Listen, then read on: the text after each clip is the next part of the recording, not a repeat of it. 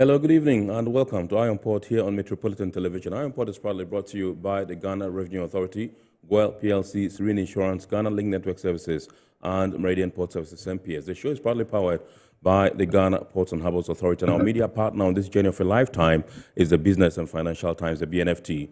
If you want to have a grasp of all that transpired in the show tonight, make a date and grab the Thursday edition of the BNFT, and you'll be able to see all that happened here on the show tonight. Indeed, we are streaming live on our social media pages. On Facebook, we are streaming live at Ghana Ports and Harbours Authority.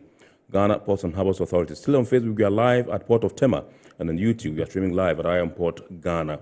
We shall be getting interactive with you, and so all you have to do is send us your messages and comments via our dedicated WhatsApp line, which is 0559 019 177, 0559 019 177.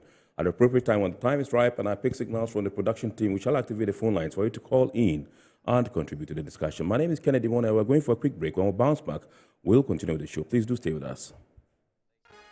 Every now and again, GOIL makes good things happen. This time, GOIL has introduced Super XP Ron 95, a higher grade fuel loaded with additives and yet sold at the same price as normal fuel. GOIL Super XP Ron 95 enhances engine performance like never before. It maintains the engine by keeping it clean from carbon deposits. GOIL Super XP Ron 95 is designed to burn slowly and thus improves fuel economy, making you save money after several kilometers. GOIL Super XP Ron 95 gives you a smooth driving experience, that is, less vibrations. Fill up with GOIL Super XP Ron 95. Now there's no need to pay more for any higher grade fuel. GOIL has that sorted. GOIL, good energy. Electricity, pay your taxes. Yeah, our taxes, our future. Because you see, without our taxes, we wouldn't have good roads, good schools, better hospitals, street lights, and other very important social amenities. When we pay our taxes, we give our children free and quality education. Talga, my money too small. Why should I pay my tax? Look, small. Salifo, it doesn't matter how small or big your business or income is. You still have to pay your taxes. The little taxes from each and every one of us, when put together, could give your community clean water or that deprived school with tables and chairs. Please pay your taxes. It is your responsibility. It is your civic duty. It is the law. Impressive factory. If only I had listened to you, I wouldn't have been in this mess. That devastating fire virtually wiped out the whole factory and my warehouse. Remember my misfortunes last year? Serene Insurance Asset All Risk Fire policy that I took were there to pay for my damaged stocks in the warehouse, and my machines that were affected by the floods have been replaced. My accident vehicle is back on the road thanks to Serene Insurance motor policy. Currently, my goods are on the high seas covered with their marine cargo insurance policy. I was just telling Ajima about Serene Insurance. Oh, Ajima, tell him more. As a road contractor, I make sure I do my contractors all risk insurance for the project and then workers' compensation for all the workers on site. With Serene Insurance, they will make sure they will cover your unknown tomorrow today. Serene Insurance, a new face of insurance. Call us now.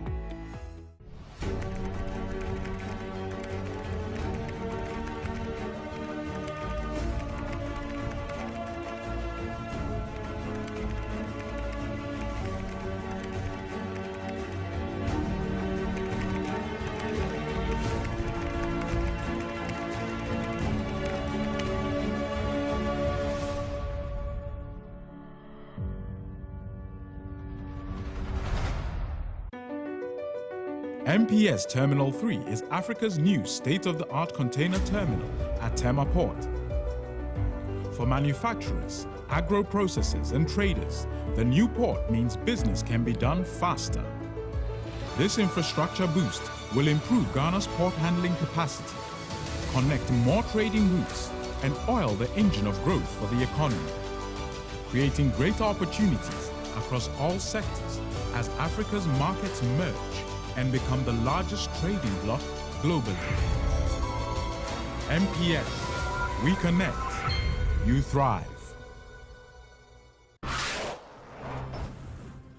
All right, so welcome back. It's now time for us to take a look at happenings in the port and shipping industry in the course of the week. And indeed, in the course of the week, The port of Takoradi received in under 1 month some 3 cruise ships, plus the fact that Ecobank Ghana PLC also in the course of the week held its maiden Shippers Forum. Let's take a look at these stories and more.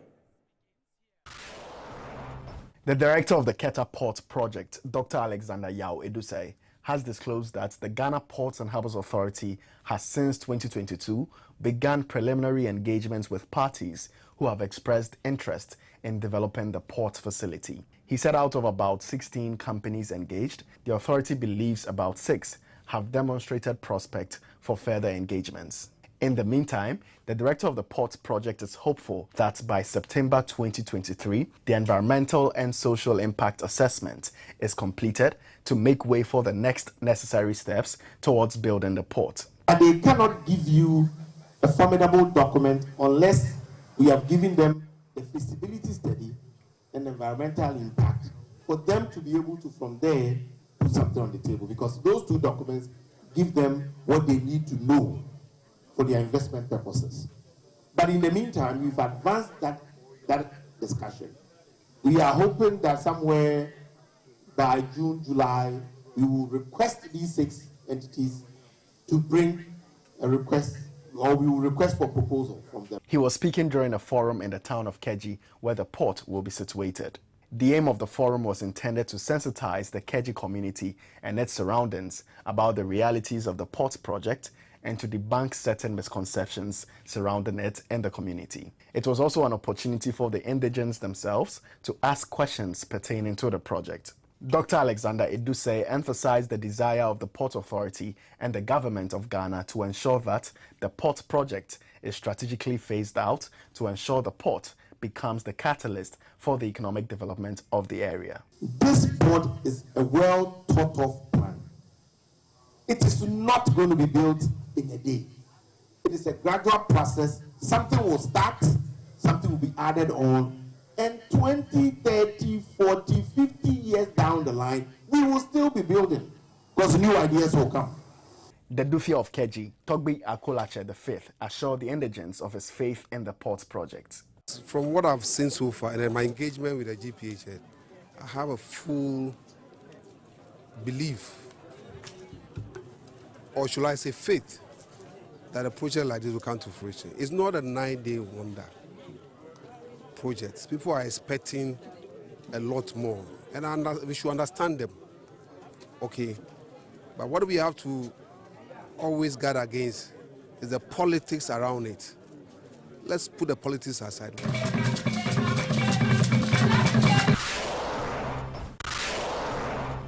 Only in the month of March 2023, 3 cruise ships with a total of 3,790 passengers on board called the Port of Takoradi. The vessels include the 285-meter-long Zuededam, which arrived on March 25 with 2,272 passengers on board. It is the largest cruise ship to call the port. Preceding the Zuededam's call was the Azamara Journey, which called the port on March 14 with 694 passengers, followed by the Insignia, which arrived on March 23 with 824 passengers. It is the first time in the port's history to record cruise vessel calls in such a quick succession. And the people that are coming down to go on advertised tours, Sunseekers tours, are 344 passengers or guests that have disembarked to go on various tours, some here within the 3 cities of Sekondi and Takoradi, 1 bus going to Kakum National Park, and 4 buses are going to do the forts and castles and visit some schools and some villages. Until recently, the port was observing a 2-year break for passenger vessels since the outbreak of the COVID-19 pandemic in 2020, which caused the Ghana Tourism Authority to place a moratorium on such vessels. Then there was a slump because of COVID.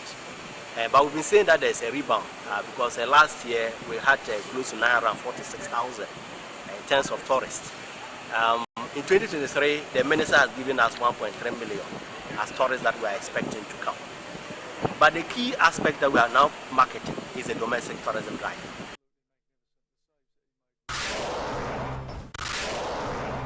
EcoBank Ghana PLC has held the maiden edition of the Shippers Forum in the port city of Tema. The event was a platform to elicit views from players in the shipping industry and to enable officials of the bank appreciate issues affecting industry players so as to proffer tailor-made solutions to ameliorate these issues. Public sector agencies including the Ghana Ports and Harbours Authority, the Ghana Maritime Authority, Ghana Shippers Authority, and the Customs Division of the Ghana Revenue Authority participated in a plenary session where they answered questions on steps and measures they are taking to ensure free flow of business at the ports.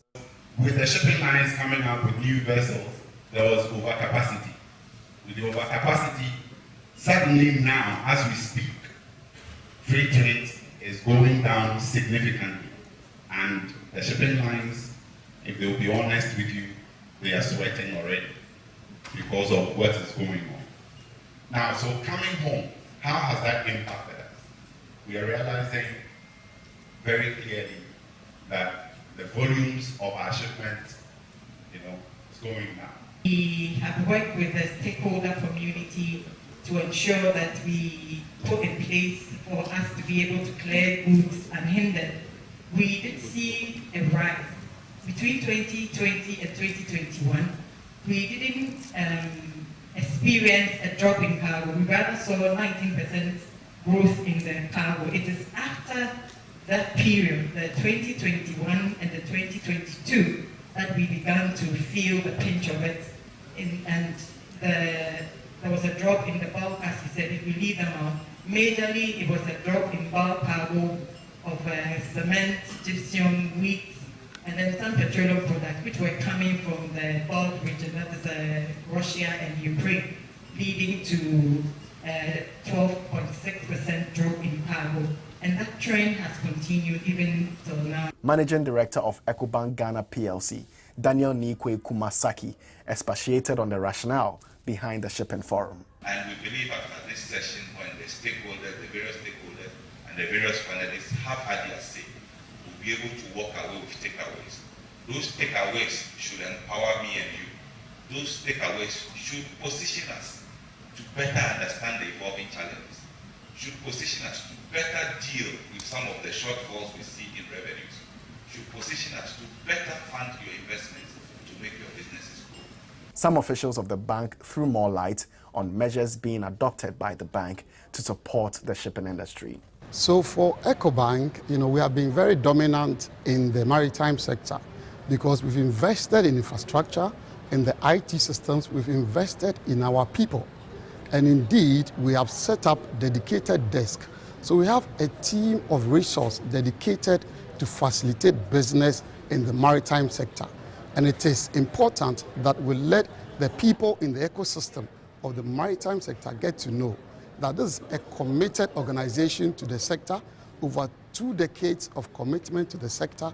This time we are taking it to the next level of providing the required financing, the required cash management and payment instruments that will ensure that the industry will continue to thrive in spite of the challenges that we face currently. So the EcoBank One-Stop Shop solution is our unparalleled banking solution that has been designed for the players within the maritime sector, leveraging on our robust technology and strategic network of 64 branches pan-Ghana.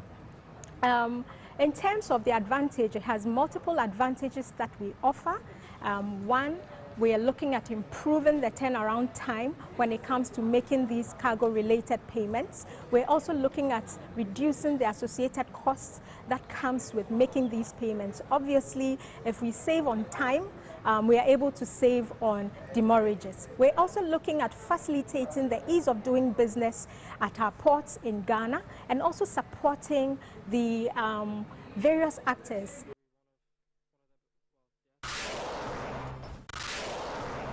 The Gulf of Guinea Maritime Institute has hosted an ocean career fair for high school students to enable them learn more about navigating maritime career paths from industry experts. They are doing this in collaboration with the development of Ocean Technical Capacity with African Nations, .can Institute of Nova Scotia. the various seasoned maritime experts interacted with the school children on basic information about the maritime sector, spanning areas like fisheries, seafaring, cargo operations, among others. The fair also gave the opportunity to key organizations within the sector to showcase their activities and services to the young ones.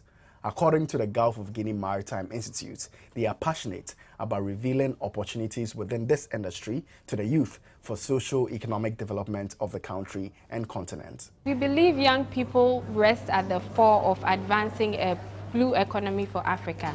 If we are to think about the African situation, what's our major problem? We have high rates of unemployment, but at the same time, we also have a large number of youth who are within the entire continent. So Africa is known as a youthful continent.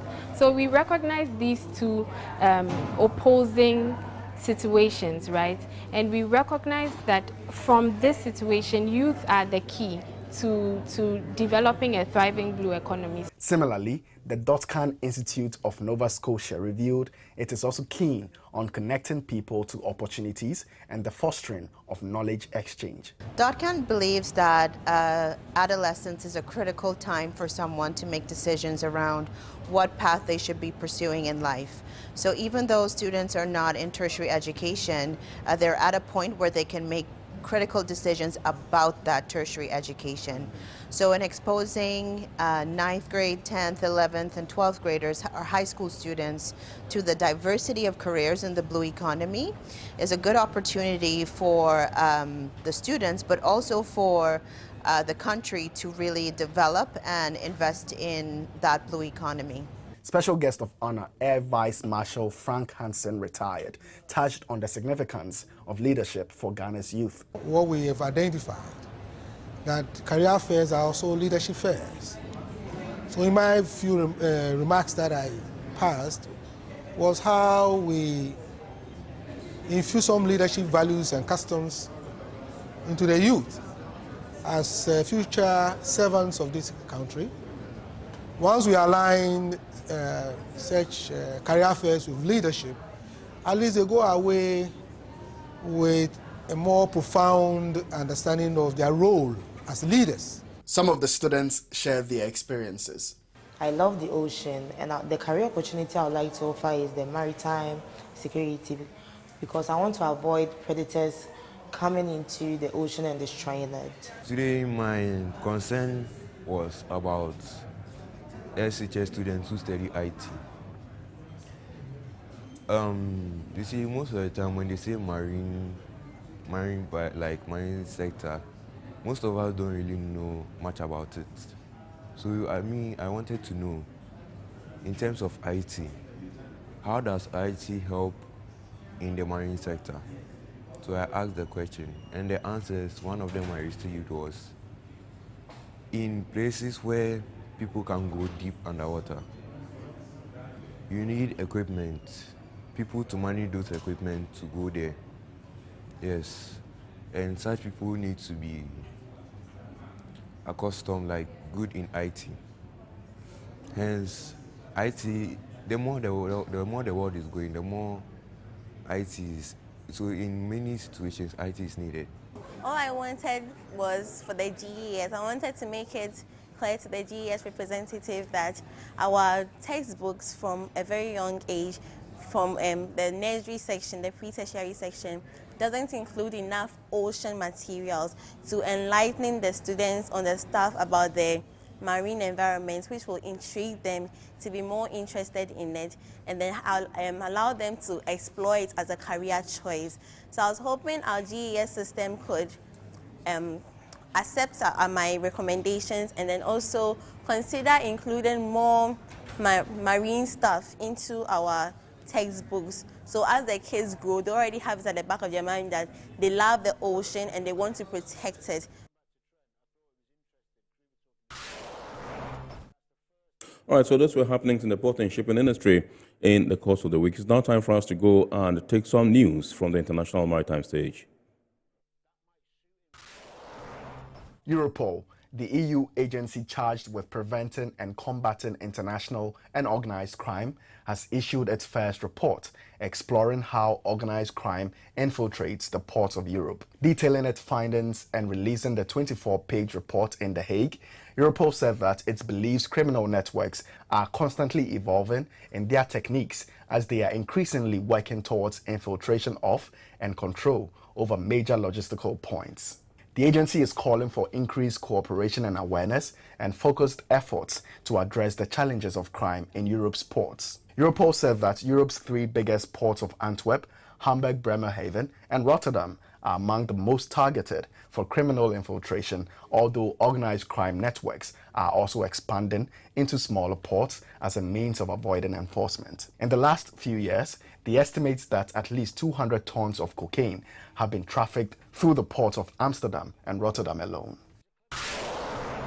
In a related development, a large-scale multi-month sting operation organized by 2 UN agencies and the Australian Border Force resulted in the seizure of nearly 99 tons of cocaine, which will be worth about $3.4 billion wholesale on the European market and at least twice as much at retail. The majority of the seizures in the Operation Tin Can were taken from shipping containers. The Australian Border Force, World Customs Organization, and the UN Office on Drugs and Crime led a sweeping operation which spanned 58 different countries and over 100 drug seizures. The major container carriers provided support for the bust, which aimed to crack down on insider threats in the maritime supply chain as well as individual consignments of cocaine.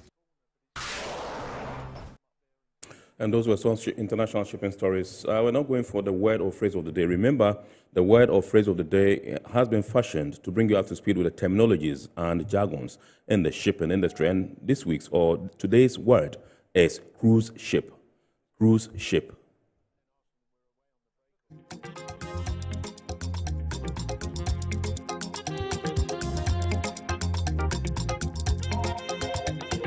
A cruise ship is a vessel that carries people on voyages for pleasure, where the voyage itself and the ship's amenities are a part of the experience, as well as the different destinations, including ports of call and port cities along the way.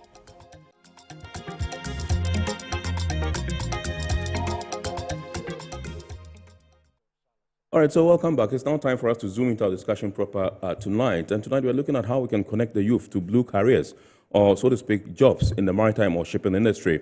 And this particular topic comes on the heels of Ocean Career Fair that was put together by the Gulf of Guinea Maritime Institute. That was in the course of the week. And so we are privileged to have some guests from the Gulf of Guinea Maritime Institute. In the studios is Stephanie Skandorf, who is Associate Director, Gulf of Guinea Maritime Institute, and she's to my right.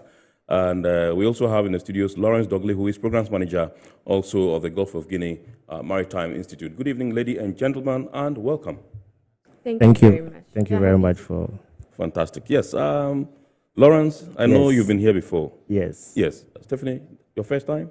Second time, Second time as well. Yeah. Okay. All right, great. Good to have you guys. How's the year been so far? It's been one of those hectic years, but thankfully we've made some great progress as an institute in our work with youth. And I think that's something that we hold dear. Absolutely. And we hope to carry on as the rest of the year continues. Absolutely. Programs Manager, how far? Yes, sir. It's been quite a busy first quarter at the Institute. We've been working hard on a number of projects, right. With some of them having a youth focused. We are also looking at some maritime security projects as well. Right. And we look forward to doing more in the coming months. Great. All right, so let me come to you, Stephanie, and find out if you can just give us a rundown, some brief about the Gulf of Guinea Maritime Institute and some of the things you have been doing so far. Okay, so the Gulf of Guinea Maritime Institute essentially is a non-profit think tank, and what we really aim to do is to create a unique platform where we can have maritime strategic thinkers, practitioners, and allies interact, share ideas, research into strategic maritime affairs affecting the Gulf of Guinea and beyond. And we've typically done this through 3 focal areas. So that's research, advocacy, and capacity building. Our activities so far since our inception have had both a national and a regional So, for instance, we've been very active in contributing to the G7++ Friends of the Gulf of Guinea plenaries, which is the main international fora for debating issues centered on maritime security in the Gulf of Guinea. We've also contributed, for instance, to the development of Ghana's National Integrated Maritime Strategy, which is still in the pipeline to becoming fully effective. The NIMS? Yes, NIMS, the yes. NIMS, Okay. exactly. Also, along the lines of the integrated maritime strategies, we supported the development of the Blue Economy Strategy for Guinea-Bissau. Wow. The Blue Economy Strategy and Investment Plan for Guinea-Bissau. So it's really been both a national and a regional focus for us as an institute. I think in the course of this conversation, we can also delve deeper into some of our youth activities and engagements. Absolutely. Great. So I would want to continue with you briefly, and I just wanted to bring us up to speed with the recent fair that you held. That was the, Ocean Career Fair. What necessitated that, whether the objectives were met, and whether overall you think that, yes, it was something that whether indeed you think that, yeah, it is something that you take pride in as initiators of this particular, fair. Okay, great. So this Ocean Career Fair was really birthed from, a joint passion of both the Gulf of Guinea Maritime Institute, that's GOGMI, and then the development of ocean technical capacity for African nations, that's the DOTCAN Institute for youth engagement and inclusion in advancing a positive blue economy for Africa. Right. So we had these two institutions that both had a passion for the youth and then thought through how we can ignite this passion in the youth themselves. Essentially, what we did was we engaged in a series of ocean literacy presentations for high schools across the country, which were preceded by a survey that gave us an understanding of their perception of ocean careers. We wanted to first know what they think about when we talk of the blue economy and sustainable development in the ocean space. Right. And these series of engagements were what culminated in the career fair that we held recently.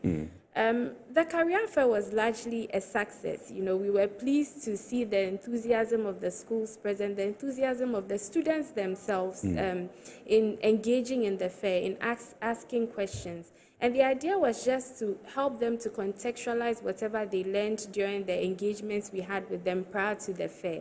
So they had the opportunity to come, be with us, interact with seasoned maritime industry experts, early career ocean professionals, just ask whatever questions they had on their minds about maritime careers and how to navigate those career paths.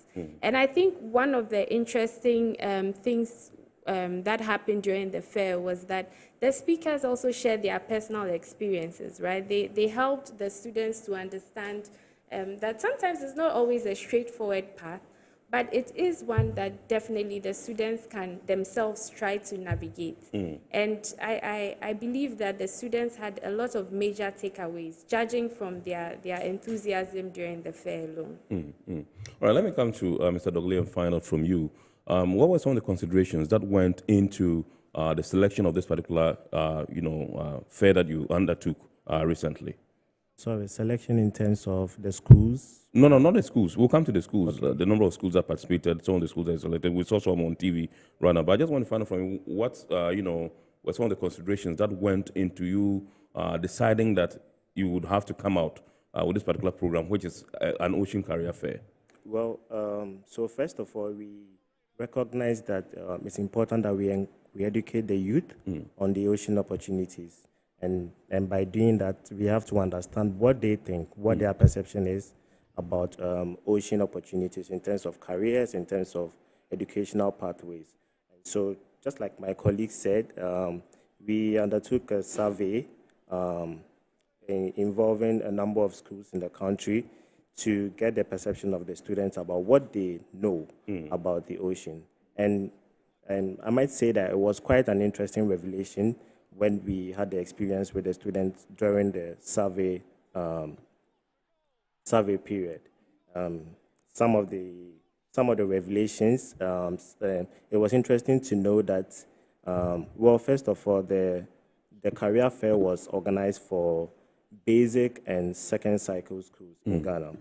And what stood out for us at the Gulf of Guinea Maritime Institute is how basic schools have a better knowledge or are better informed about ocean issues as compared to students in high school.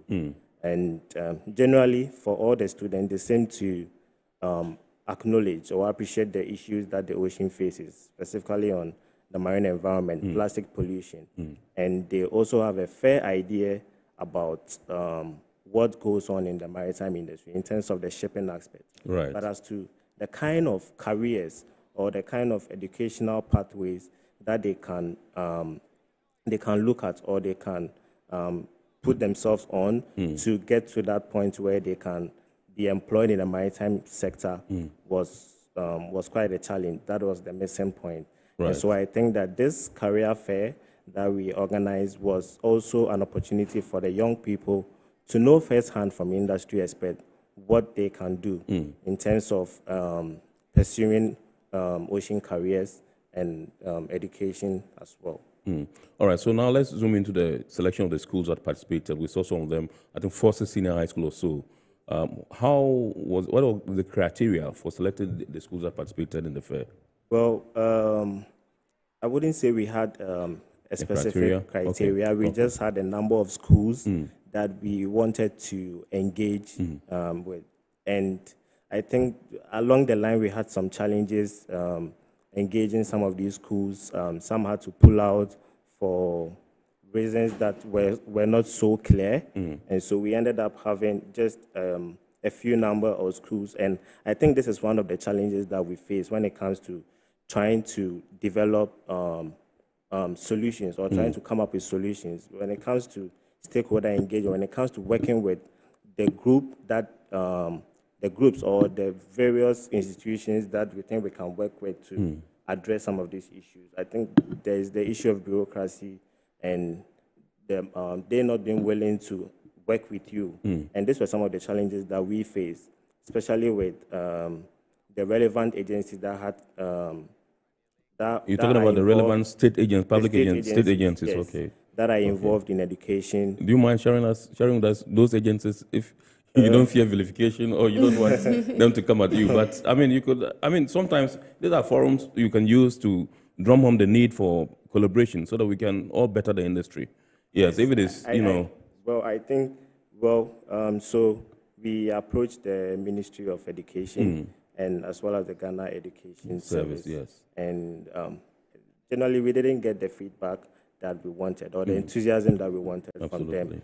But somehow, we had to find a way to make this career fair work. And so we took it upon ourselves to visit the schools on our own and then talk to the authorities, secure some arrangement with them, and get them to participate in the survey as well as the career fair. So you got the buy-in of the institutions, of the institutions. and not the agencies that would have even perhaps granted them permission as you initially thought you could do. Okay. All right, but so you sat back, you are the programs manager, you helped put this particular fair together. You sat back throughout the fair, and what's your assessment of it? I mean, as you sat back and looked at how it panned out. I think that generally, when it comes to recognizing ocean opportunities, I think that is established from the stakeholder engagement that we've had from the institutions and then the industry reps that attended. It's established that yes, there are ocean opportunities and there are things that need to be done to see how we can unravel these opportunities. But there's still more work to be done. There's still more engagement that needs to be done. One of the things that also stood out, particularly for the survey and even for the career fair itself, was the issue of how we can review our curriculums in Ghana and see how we can infuse ocean materials in them so that these young people can be exposed to ocean issues and ocean knowledge at a very young age. And then we can start to prepare their minds to build their interest for pursuing ocean opportunities. Yes, and so I think that's one of the things, one of the important things that stood out at the fair. All right. Stephanie, yes, you want to add something? I do want to add something actually. So I think at the end of the day, it's all worked out with some of the state agencies and institutions as well. Because I need to highlight that the Ministry of Education was indeed present at the career fair at the end of the day, which we saw as a necessary first step to highlighting their commitment for these issues. We had the technical advisor for the Ministry of Education present. She managed to give some remarks on behalf of the ministry to interact with the kids and also really to contribute to the debate on the issue that my colleague highlighted with regards to integrating some of these things into the curricula of the schools.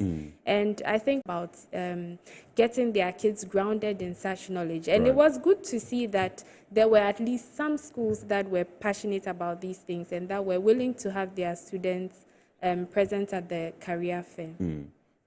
All right, so in all, how many schools participated? Okay, so in all, in terms of presence at the career fair, we had about 3 or 4 schools. So let me just run through that. We had Armed Forces Senior High School. We had Accra High School. We had IPEL International. So it was just those 3, right? Okay, so it was those 3. It was a rainy morning that day, so we understood that some technical challenges prevented some of the schools from coming. In our prior engagements, we had had a very good interaction with the students of John Tay. They were very passionate about the discussions we had, so were the school authorities. But due to their academic calendar and exam period, they couldn't make it. For the career fair. We also went to Ghana Lebanon Islamic Senior High. They were also very enthusiastic and passionate about the discussions that we had. They were looking forward to being present at the fair, but they also couldn't make it. We went to Gracefield School. We had a good time with the students at Gracefield, actually, but unfortunately, they also couldn't come for the fair. So all in all, there were schools that really did show interest, but couldn't make it to the fair itself because of their academic calendar. But we had a good turnout in terms of numbers, I must say, because we had a full room in terms of the students that were present, and we really had a massive turnout from the institutions that were invited as we saw in the story. All right, so do you intend going beyond the shores of Accra in subsequent fairs that you will be holding? Because it does appear that most of the schools, or all the schools that participated in this particular fair, as the Ocean Career Fair, were selected from Accra. Yeah, indeed. I believe Accra was just the first step. And we are definitely looking at building the partnerships and collaborations that can allow us to move further. The Dotcan Institute in particular was passionate about engaging other regions in the fair. Of course, there were parameters that we needed to work within in terms of funding constraints. So at the end of the day, we had to take the first step that could be taken within the time available to us. And the schools in Accra seem to be the first step. During the fair, I think the issue of engaging schools across the region was rehashed over and over again, and that's definitely something that we took note of, because we do not want our engagements with high school students to be limited to one region alone. Right. Lawrence, tell us about the Dotcan Institute, one of your collaborators, if I am permitted to say so. Who are they and what did they do? Because you guys have mentioned them, on a number of occasions during your submissions. Dotcan Institute, Development of Ocean Technical Capacity for African nations. They've set themselves up to support African nations in developing technical skills, capacities to venture into blue economy development. And they are specifically focused on West African countries. Gulf of Guinea Maritime Institute happen to be their partner hub. Yes, I've been told you have to speak up a bit. Okay, sorry. So the Dotcan Institute is the development of ocean technical capacity for African nations, and they are set up to support African nations in developing their technical skills and capacities to go into blue economy development. And for the Gulf of Guinea Maritime Institute, we happen to be the partner hub here in West Africa. And so we work with them in building the capacities of various communities, various marginalized groups in terms of their technical capacity and skills, as well as knowledge that they will need to venture into blue economy opportunities, being it careers or educational pathways. And so, yes, that's pretty much what we've been doing with .can. Okay. Now tell us about your youth-oriented development projects. I know you have a lot of them. And tell us, can you expatiate on this particular aspect of your job? Okay, so generally, the goal with our youth engagement is to encourage the youth of Africa to venture into blue economy avenues, being it careers or other opportunities, while we at the Institute work on how we can build networks and partnerships to support them through their career, through their business and entrepreneurial journey. And when you take a critical look at our programs that are centered on youth, it's all focused on these three areas: in the area of career development, in the areas of business and entrepreneurship. And that's what we've been doing, engaging young people from different parts of Africa in capacity building workshops, knowledge development in different blue economy sectors. And the idea is that at the end of the day, we should have a youthful population that is using its skills, that is leveraging on technology to see how they can support the maritime industry of Africa move forward and attain the sustainable development goals. SDGs. Okay. Stephanie, tell us, what were some of the key pointers or key revelations that came up during your interactions with these students from the senior high schools? I'm sure you would have a fair idea as to their understanding or perception about, the maritime industry or the shipping industry, so to speak. What are some of the things that you picked up whilst you interacted with them? Okay, I think what really stood out for us is that the interest and passion really does exist amongst the high school students for issues concerning the ocean. They definitely understand that the ocean is important because I think when these engagements started, we sort of expected that some of these students wouldn't have a clear understanding of how important the ocean is to sustaining life on this planet. It was clear that they understood why the ocean is important, and it was clear that they were interested in some of the issues we discussed. It was also clear that they were passionate about doing something to address these issues that were raised. But I think one huge gap that remains is the support for these students to actually act on their knowledge and their passion. And that's what Lawrence highlighted, that these students need to be encouraged to pursue career paths that can help them to play a meaningful role in addressing the problems that the ocean faces. This is essentially what stood out. Okay. You also mentioned some of the things that came up, the understanding, some of the students, what they understood in terms of what the blue economy is, what the maritime industry is, what the shipping industry is, and all that. If you sum it up, would you say it's encouraging? Yes, I think it's encouraging. First off, they appreciate the ocean and then the issues that surrounds the ocean.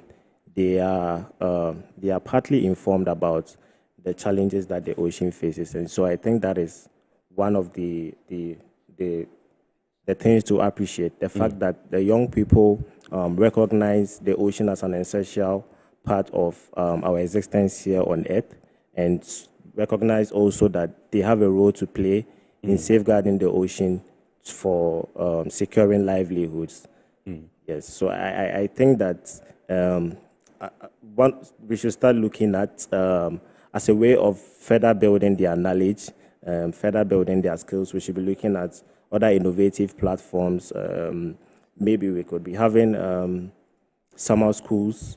We could be having workshops for high school students where we can engage them further in ocean knowledge and careers and transferable skills, trainings, and all of that. I think that is something that is critical, and that we have to start looking at that. I don't know if I can add to that Please, briefly. yes, you can. I think it was interesting to find that some of the younger students in junior high schools were aware of certain things like oil spills, right? Okay. It was interesting to hear them mention that as a maritime threat, because we thought at the very least they might be thinking only along the lines of shipping or you know, maybe fishing. Right. But we had students talk about oil spills. We had students talk about issues concerning marine biodiversity. Right. We even had students talk about coral reefs, which was very, very exciting for us in that moment. So they are definitely knowledgeable on some of these issues, more knowledgeable probably than some of their parents. Right. And so we have to find a way to tap into this knowledge that they have and to encourage them to do something about it. All right, so let me find out from you. You mentioned SDGs, Yes. Lawrence. Yes. I just want to find out from you how connecting the youth to, blue careers can help in the attainment of the Sustainable Development Goals. I think it's all grounded in the fact that SDG 14, which is on life below water, centered on the ocean, is really central to the attainment of all the other SDGs. And we can look at this in several different respects. So, for instance, if I take SDG 2, which is on hunger, we know that fish is estimated to account for about 10% of global food security. And it might seem small nomically when we think about it, but that is really an impactful figure for just the fisheries sector alone. Right. So we realize that fisheries, for instance, plays a huge role when it comes to alleviating hunger. Africa in particular depends heavily on fisheries as a source of food and as a source of protein. We could also think about it in terms of perhaps SDG 10, which is about reducing inequalities. And then you could think about how the maritime sector also plays a very important role in streamlining incomes across different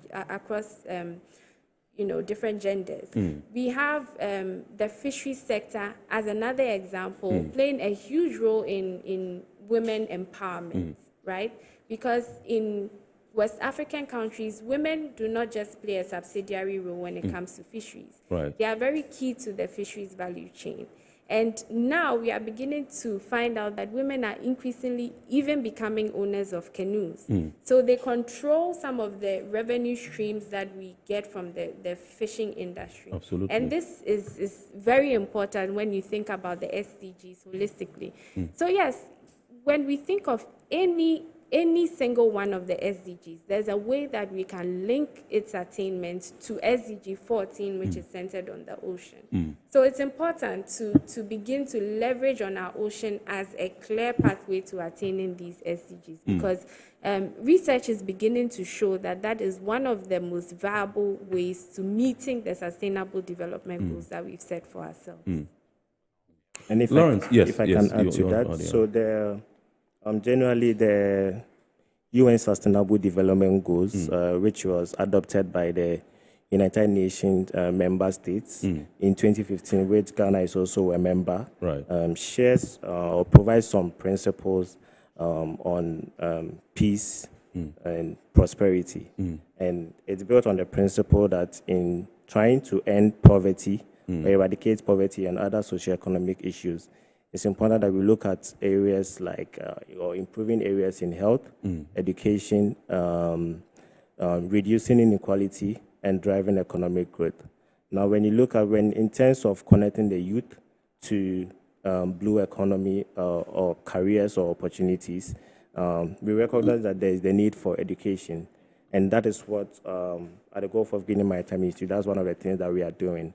When you go into the fisheries community, inequalities is quite a big issue. And at the Gulf of Guinea Institute, one of the things that we are also concerned about, or is very important to us, is gender mainstreaming.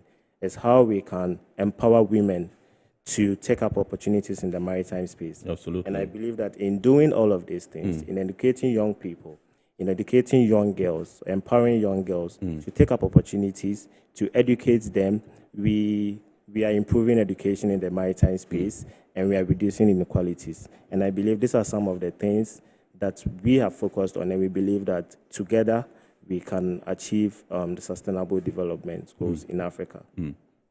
All right, I was to come to you. I just want to find out from you. You cannot achieve or attain the results that you need in terms of your quest to connect the youth to blue careers if you don't have the buy-in of industry, the support of industry. I just want to find out from you what kind of support you require from industry in order that you become effective and efficient in your quest to achieve this particular dream or goal. Okay. I think in Ghana, industry is quite doing a lot. We've seen the intent of some industry players who have shown great interest in the blue economy development.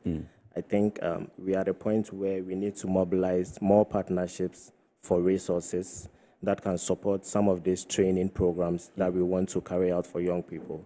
And so one of the clarion calls for industry is to see how they can engage or they can build partnerships with relevant institutions, think tanks, like the Gulf of Guinea Maritime Institute, to see how they can mobilize resources, how we can build expertise to provide these training opportunities, to provide transferable skills to young people who want to take up even vocational opportunities in the maritime space. All right, so let me ask you the same question. You cannot attain results if you don't have government buy-in in your quest to connect the youth to blue careers. I just want to find out from you, what support do you require from government in order to be able to achieve this? I think really it's about the issue of having the partnership and collaboration of government agencies, right? If we do not have their partnership or their buying into some of our programs and initiatives, then it becomes very difficult to move along with them and to implement them, especially when we are engaging with national entities. So that is very important. Of course, it was great during the career fair to see how some government agencies were present. The Fisheries Commission was present, set up a wonderful aquarium for the students to have the opportunity to look at and to ask questions. We had the Ghana Navy also present. So it's great to have that form of active collaboration from government agencies. I think that the main thing is to garner collective support towards these ultimate ends and to recognize the fact that it is one shared agenda, right? The government agencies may have the tendency to focus solely on land-centric concerns, especially for those that might have only a minimal role to play in the maritime industry, right? So it's important for them to begin to recognize that, Ghana is not limited to her land alone. Our ocean is also a part of our territory. When we think of Ghana as a country, we must move from the limited thinking of just visualizing our land borders. And we must begin to see the ocean as part of the land itself. Perhaps it's even important that even as we are grooming students to draw maps of Ghana, they also just try to draw the ocean territory that belongs to us as a country. So it's about seeing that this is really a collective agenda. This is a shared agenda, that we all have one purpose when it comes to the blue economy advancement. I think once government agencies begin to recognize this, once they begin to see the ocean as part of the land, and they begin to see the interest of the national interest in the ocean space, then that will be a huge step, right, towards advancing the positive outcomes we are looking for. Now we have graduates that are being churned out, from various institutions, across the country in the shipping industry. The foremost is the Regional Maritime University and all that. And most of the time, you find people, running after you whenever they hear there's an event here or there, trying to get connected and trying to get people to receive their CVs and all that in terms of their quest to get job placements in some of these institutions. I just want to find out from you whether you would want to share with us some of the things that we should be doing in terms of creating jobs to assimilate or to accommodate, so to speak, some of these graduates that we churn out almost on a yearly basis. Yeah, I think that the first step is to breed a new generation of entrepreneurs in the maritime industry. as the next generation of job creators, right? We normally think of it in a limited sense, that we have to have, companies and industries ready to absorb these young people as they graduate. And that is true, but we must also look at breeding entrepreneurs who themselves can also create jobs in blue economy sectors. And that's one of the things that the Gulf of Guinea Maritime Institute is passionate about. We are not just looking at equipping young people with the skills that they need to work in maritime the maritime industry, but we are also looking at it from a holistic point of view, that we need them to be entrepreneurs in the space. And I think another important thing is to generate an understanding of how other career paths also lead back to the ocean, right? So let's just take, for instance, the fact that we might have some young persons who might be passionate about the ocean. Perhaps they end up working in an accounting firm, right? There are still ways that they can meaningfully contribute to the advancement of the blue economy. There are things that they can do on the side, besides their full-time regular jobs, to carve their very own niche in ocean sectors. And I think this is one of the things we've been reiterating. So accountants, for instance, can begin to look into the issue of accounting for the ocean economy, right? So can economists. We can have so many permutations of career paths that circle around the ocean, even if they are not in the traditional or mainstream ocean pathways that we normally think of, such as shipping, marine biology, and so on and so forth. And then the final point is that the government must put policies in place to encourage blue economy ventures, because we talked about entrepreneurship earlier. I mean, it cannot be successful without the government buy-in and without government actively putting steps in place to make sure that these young persons, once they come out, have the bandwidth that they need to be able to set up their own blue economy businesses. Okay, so she talked about what the government can do in terms of creating jobs. And, one of the foremost things she mentioned is, entrepreneurship. I just want to find out from you, the maritime training institutions that channel these graduates have a role to play in terms of encouraging them or guiding them to navigate, in terms of placing them on jobs or getting them to start their own businesses, like, Stephanie just said. What should they be doing? I think for the maritime training institutions, one of the things that, and this, I think it's always interconnected, because when you're looking at maritime training institutions, we are looking at how they can enhance or how they can build the capacities of the students. And so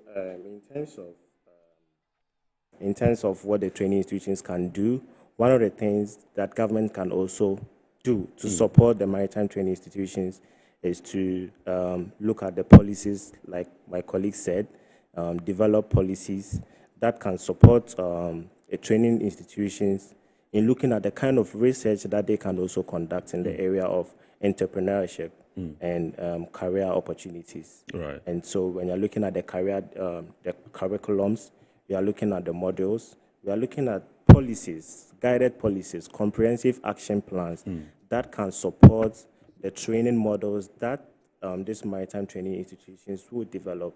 One of the trends that we are seeing now is the spring up of maritime training institutions. But it's important that a sector analysis is conducted to look at sectors that are readily investable, sectors that we can build skills, or sectors that we can identify skills gap. And that should be a collaboration between the maritime training institutions and industry to identify the skills gap that needs to be filled. I think an example is the recently ended EcoBank Shipping Forum. Yes, that's an example of a platform where young people should be involved.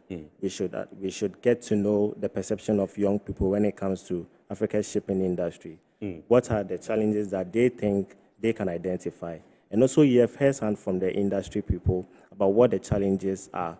And I think when we have a better knowledge, or when we are better informed about these challenges, then it can, maritime training institutions can also be better informed to develop training programs or models that can build the skills, that can build the knowledge of young people to come up with solutions or to build their skills and be ready to address some of these challenges that we face in the maritime. All right, great. That's Lawrence Dogley. He is the Programs Manager, Gulf of Guinea Maritime Institute. And indeed also in the studios is Stephanie Scandorf, who is the Associate Director, Gulf of Guinea Maritime Institute. And tonight our topic is how to connect the youth to, blue careers, in our country.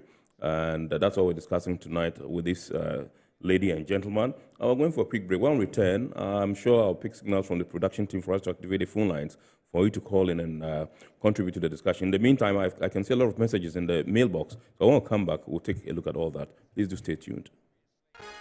Every now and again, Goil makes good things happen. This time, Goil has introduced Super XP Ron 95, a higher grade fuel loaded with additives and yet sold at the same price as normal fuel. Go Super XP Ron 95 enhances engine performance like never before. It maintains the engine by keeping it clean from carbon deposits. Go Super XP Ron 95 is designed to burn slowly and thus improves fuel economy, making you save money after several kilometers. Go Super XP Ron 95 gives you a smooth driving experience, that is, less vibrations. Fill up with Go Super XP Ron 95. Now there's no need to pay more for any higher grade fuel. Goil has that sorted. Goil, good energy.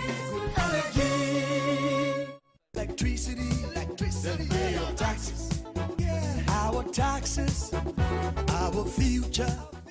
Because you see, without our taxes, we wouldn't have good roads, good schools, better hospitals, street lights, and other very important social amenities.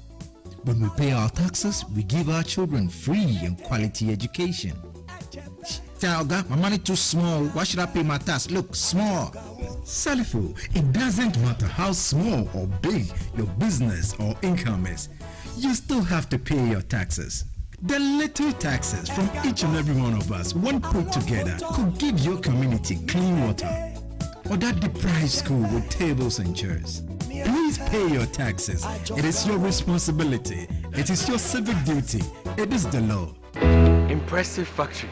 If only I had listened to you, I wouldn't have been in this mess. That devastating fire virtually wiped out the whole factory and my warehouse. Remember my misfortunes last year? Serene Insurance Asset All Risk Fire policy that I took were there to pay for my damaged stocks in the warehouse. And my machines that were affected by the floods have been replaced. My accident vehicle is back on the road thanks to Serene Insurance Motor Policy. Currently, my goods are on the IC, covered with their marine cargo insurance policy. I was just telling Ajima about Serene Insurance. Oh, Ajima, tell him more. As a road contractor, I make sure I do my contractors all risk insurance for the project and then workers' compensation for all the workers on site. With Serene Insurance, they will make sure they will cover your unknown tomorrow today. Serene Insurance, a new face of insurance. Call us now.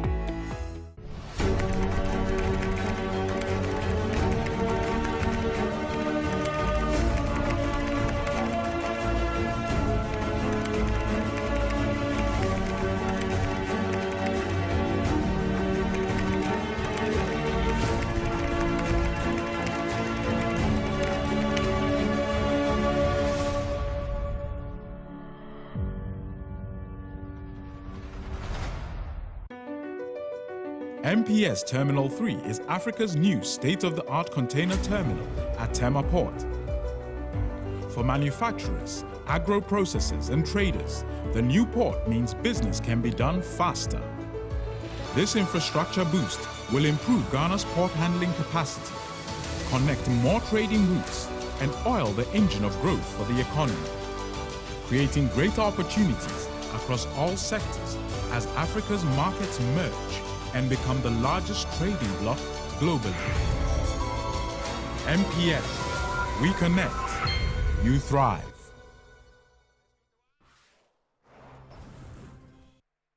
All right, welcome back. So the phone lines are activated. Number to dial 020-552-8353. 020-552-8353. You can call in and contribute to the discussion. I'm going straight into the mailbox to take your messages. And the first one says, hello, boss. Okay, this one says, my name is Patricia in Medina. I get very gladdened to see youth leaders like these champion a good cause. Kudos. Okay, this one says, this goes to the guests in the studio. Are there really opportunities for jobs for youth in this country? All this advocacy may be futile if there aren't opportunities to take up the youth. So great work by GOGME, but industry and government needs to do more. This one is from Kluche in Legon. You'd want to say something. They're asking whether really, the opportunities to be able to absorb the youth, apart from some of the issues that you mentioned, people, entrepreneurship, creating their own jobs in the industry and all that.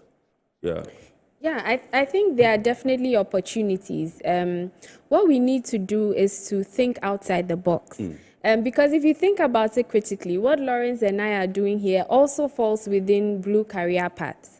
Normally, I mentioned earlier, when we think about the maritime industry, we think of shipping and ports. And while these are very important to the maritime industry, there are also the activities that support shipping and ports management. There are also elements of, for instance, research, advocacy, and capacity building, which I mentioned earlier as our focal areas. I think we normally have few people think about venturing into careers centered on maritime research or maritime advocacy, or perhaps capacity building when it comes to the maritime industry. So these are all areas that the youth can look into.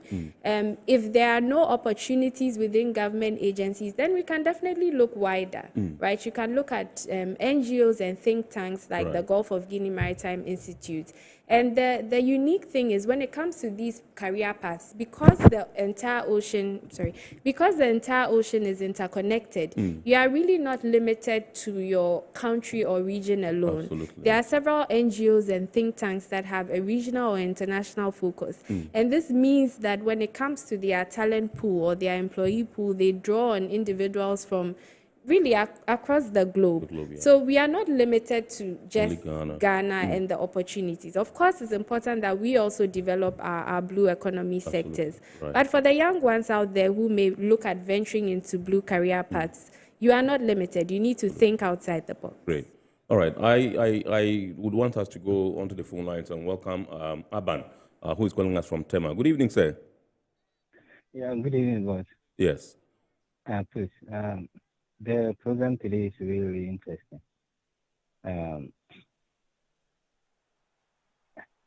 Yes, Aban. Yes, please. Yes. Please go ahead. Please shoot. Yes, please. I'm pointing out the Ghana Maritime and the Ghana Maritime Authority and the Regional Maritime University. I must recommend them that their job is top-notch one. In terms of career building and skills empowerment, they are really doing well. But the main problem is the government. Somebody will graduate with a HND, some degree, some mandatory short courses. After finishing and getting your certificate and building a career and skills without a job. Not everybody will go to like office or accounting department. Some will go to shores, shipping, vessel work, and those kind of things. But there's not enough vessels to accommodate the students who are graduating. So if the government did not do anything about trying to assist, involve more in the blue industry, I think in a time to come, many people fed up of going to maritime, yet channel their energy into maritime. Because when you finish school and you don't get job to do, you don't get whatever it is, you'll be there. Some courses, even some short courses, have expiring date. So, for instance, when you have 5 years document to expire, and you finish, you say ICS, that's Institute of Chartered Shipbrokers. Yes, okay. You have some short courses, which is mandatory courses, which is yes. 5 papers. Yes. So when you finish and within 5 years, you don't get job and it expires, it means it's total waste of money. And so these are some of the challenges. The government needs to come in, bring more vessels, talk to international. We have many ships in other countries like Singapore. They have abundance of shipping. Just bring in some good policies so that the vessels and the industry players can bring more vessels here so that the youth can work. I think the government, it is an unemployment issue. The government can use this opportunity, like blue and maritime industry, to solve the issue, at least some 10% of the issues. Yes. So this is my suggestion. Right. Thank you. Thank you very much, Aban. We're deeply grateful for your suggestion. That's good. Okay. Regards to the people in Tema, what do you want to give a small response to his speech, or we should go ahead with submission? I think he makes a good point about the good work done so far by the Regional Maritime University and the GMA. We had a very spirited presentation from a representative of the Ghana Maritime Authority at the career fair. Right. And I think he also raises valid points about our vessel ownership in Africa. Really, it's not just a Ghanaian problem. It's a continent-wide issue. But I think it all boils down to the government recognizing how important these sectors are really to the economic interests of Ghana. And I think one long-lasting issue that we've had or grappled with has to do with the research vessel for the Regional Maritime University, for students to have their practical training. This has been a long-standing issue, and I think that time is now for them to perhaps fix that, so we can have some small vessels for the people to go for their practical training. You're smiling, Lawrence. All right. So this one says, in terms of entrepreneurship, how can graduates be entrepreneurs? What jobs can young people create right after school? Can they help? This is Kingsley in Tema. I think Lawrence will have a lot to add to this, but just from my side, really, because I'm passionate about research and advocacy, I just want to tell young people out there that you need to understand that these are also areas that you can venture into. And you might not see yourself as being an entrepreneur in these areas, but truly you are. You will be able to control your own hours and your output. If, for instance, you decide to carve a niche for yourself as a seasoned maritime researcher, that's something that you can look into. We have ocean advocates who stand for the ocean in so many ways, who themselves embark on activities or initiatives aimed at safeguarding the ocean space, who get up, for instance, and go on their own to embark on projects with schools. And these are some areas that you can look into. Yes, it is a form of advocacy, but there are ways to generate income even from these areas, because it's relatively smooth to secure funding from international partners and donors once you have a worthy cause like this. Absolutely. Right. Yes, Lawrence. So I think that Stephanie was saying I have a lot to talk about that, because first, I'm passionate about the future of work, and how the work environment is evolving, including the maritime industry, in terms of the technological transformation that is going on.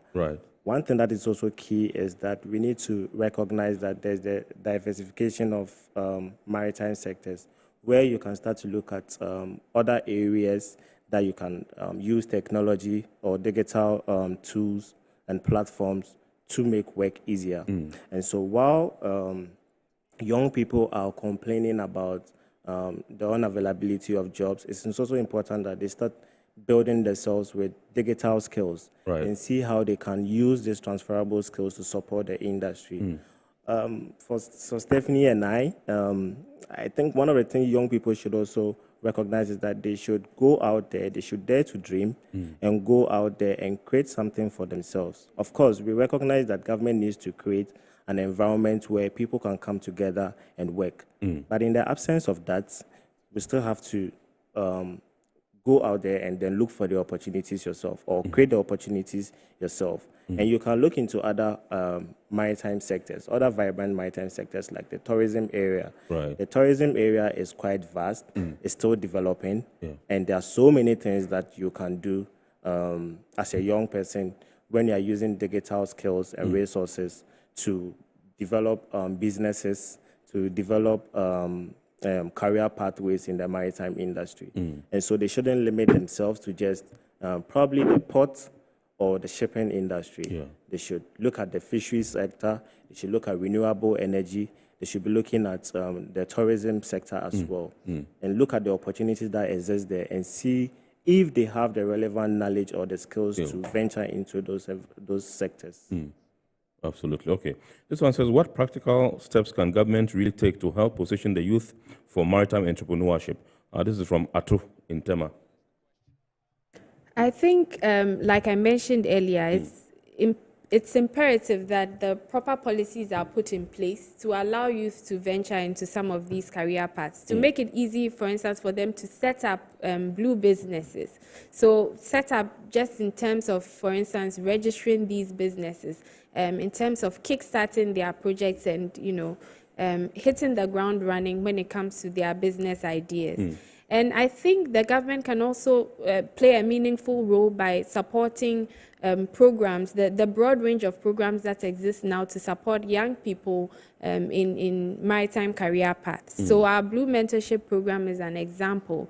And it's not just what GOGMI is doing. There are a broad array of stakeholders, both at the national and international level, that are embarking on initiatives to draw attention to some of these things. The Dotcan Institute, for instance, is very passionate about building partnerships and collaborations, even at the national level, for some of these projects and initiatives. So the government must definitely take interest and see what it can do to contribute to some of these career outcomes that we are talking about.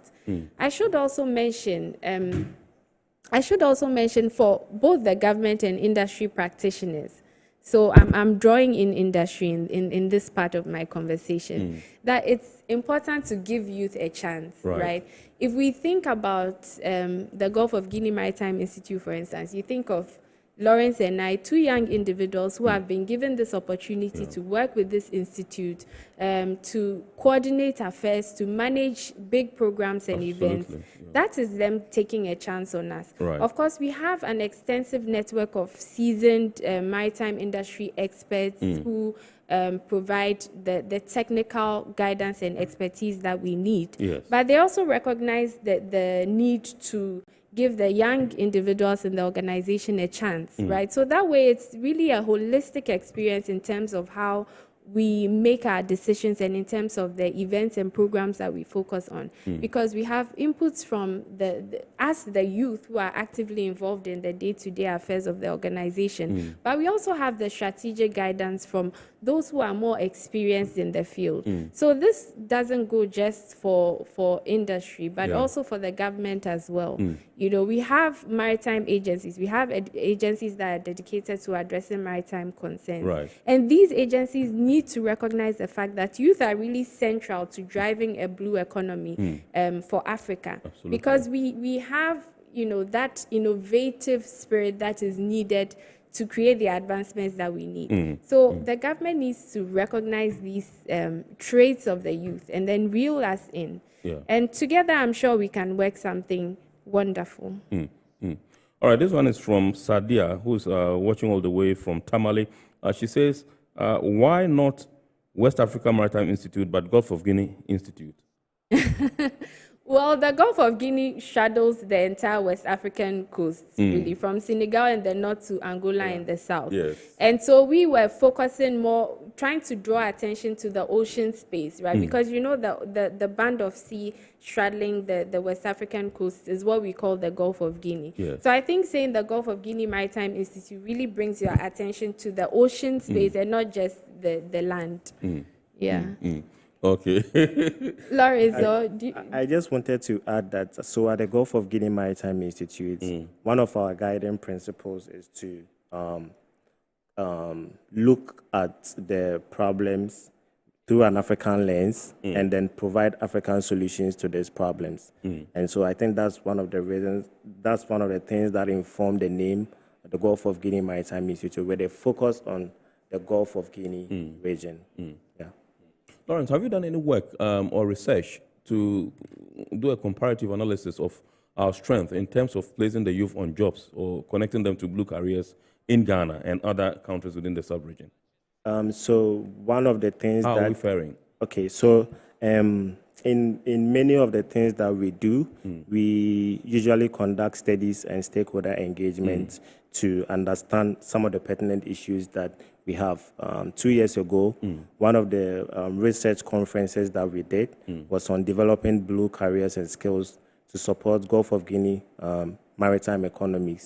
And there were so many revelations, some of them being that young people didn't have any idea about that was 2 years ago. They didn't have any idea about the kind of opportunities that exist in the space. And so that is what informed the organization of the Blue Careers and Business Expo as a platform where we can bring young people together with industry experts to look at some of the opportunities that exist in the space. Right. And I think that is one of the first steps in trying to build the skills of young people to take up the opportunities, to take up job opportunities in the maritime space. And while we do this, we also continue to conduct further studies into what we can do to enhance our youth engagement in terms of mentorship, in terms of incubation programs that can, at the goal, provide practical skills and experiences to young people, while we also look at further conducting research with government agencies and international partners to look into some of these areas. Stephanie, you mentioned that you have done some work for the government of Guinea in your initial submission. Is it Guinea?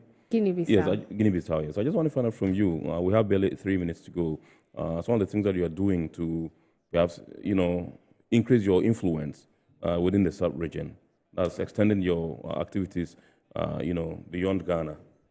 Okay, great. I mentioned earlier, for instance, that we have an active role in international fora like the G7++, which is the main fora for discussing maritime security issues.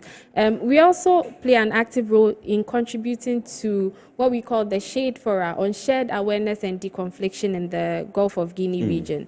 So it's more or less a purely operational fora where we have regional navies and international partners also come together to deconflict when it comes to some of the major maritime security incidents in the Gulf of Guinea. But beyond these, of course, our mentorship program has a regional focus because we do not only draw on participants from Ghana alone, but from participants across Africa. Our early career ocean professional training programs that we had last year, which were funded by IOC UNESCO, also drew on participants from across Africa.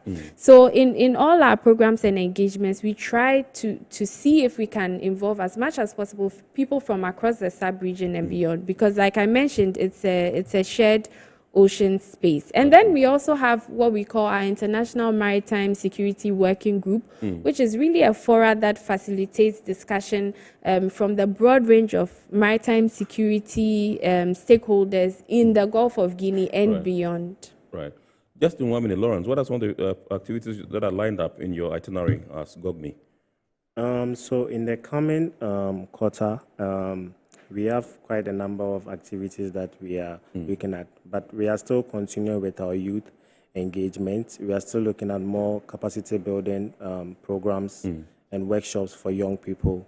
We are also conducting a number of research to support maritime security cooperation in the Gulf of Guinea region. We are also working on some industry reports and reviews about situational maritime awareness and to give insights on industry issues as well as governance and regulatory frameworks as well. Right. And so, yes, this I don't know if Stephanie wants to add some. I think you've mentioned quite a lot. We have maritime security courses coming up.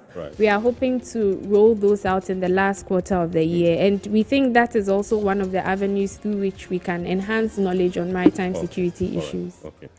Brilliant. Thank you very much, Stephanie Scandov, who is Associate Director at Gulf of Guinea Maritime Institute, and indeed Lawrence Dogley, who is also Programs Manager at Gulf of Guinea Maritime Institute. We've been discussing how to connect the youth to blue careers in our country, that's Ghana.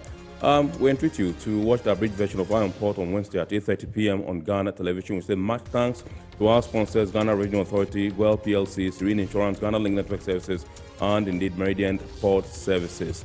Remember, the show is proudly powered by the Ghana Ports and Harbours Authority. My name is Kennedy Mona.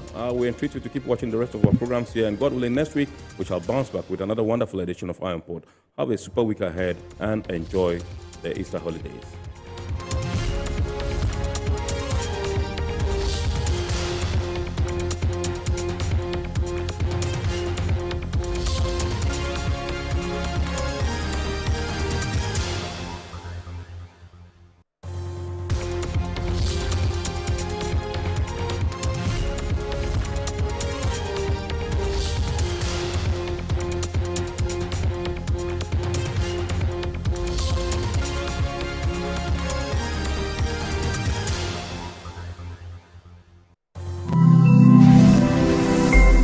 Metro TV. Insightful.